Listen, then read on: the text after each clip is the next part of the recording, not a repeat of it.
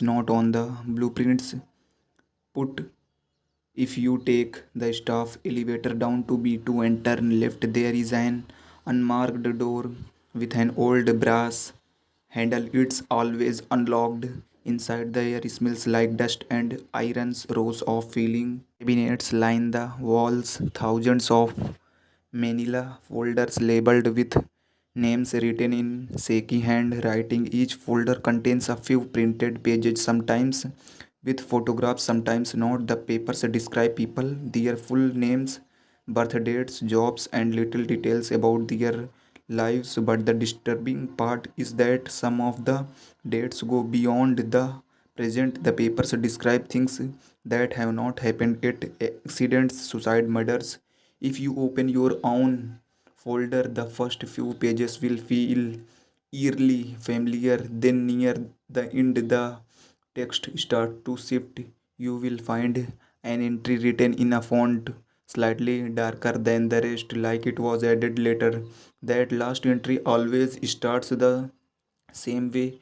No one knows who writes the files or who updates them, but the story always ends the same. The final line is a single sentence written in that same dark ink, and when you close the folder, you will notice your reflection in the middle drawer, not matching your movements perfectly. It always lags just a little behind, watching you, waiting for you to finish reading.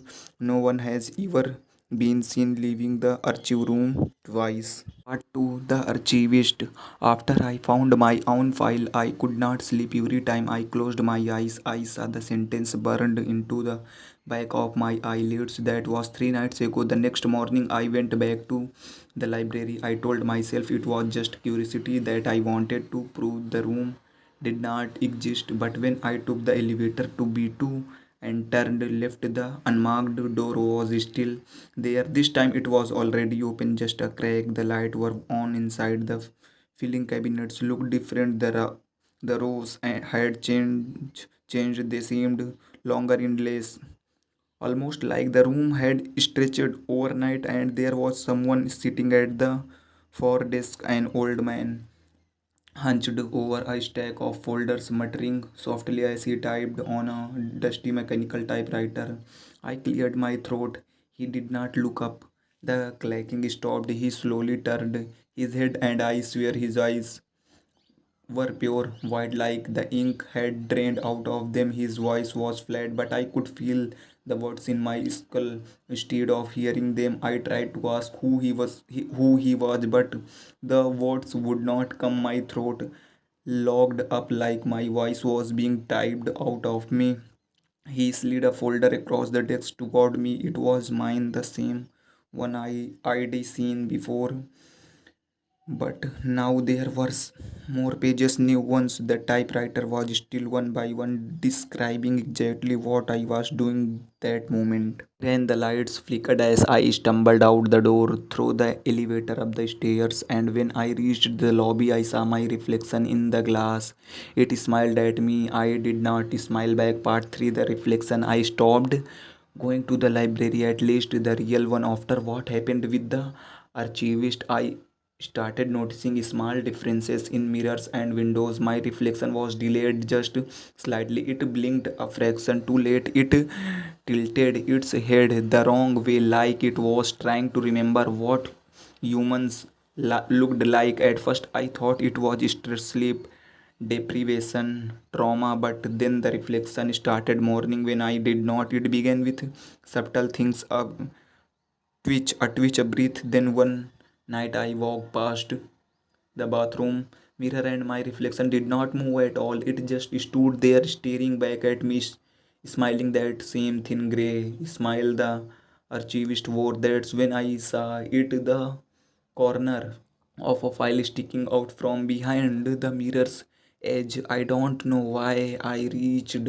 for it. Curiosity, maybe compulsion. The paper was damp and cold to the touch, like it had been soaking in something for a long time. My name was printed across the tab, but the handwriting was different now, sharp, slanted, impatient.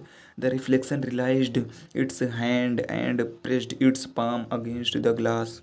Felt something inside me, like static crawling through my veins. The mirror rippled, and I saw behind the reflection the archive room, only it was not empty anymore. The cabinets were open drawers, yawning wide, hundreds of reflections stared out from polished metal. People trapped mid expression, their mouths half open as if caught in the middle of a scream. And at the far end of the room, the archivist was typing. Each keystroke echoed like a heartbeat. I realized then that the typewriter was not printing my story anymore.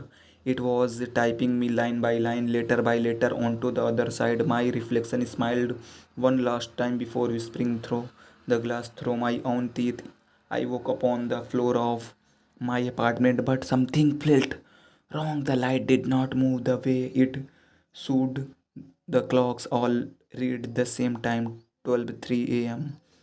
That was 3 nights ago. Since then, mirrors don't show me anymore, they show the room.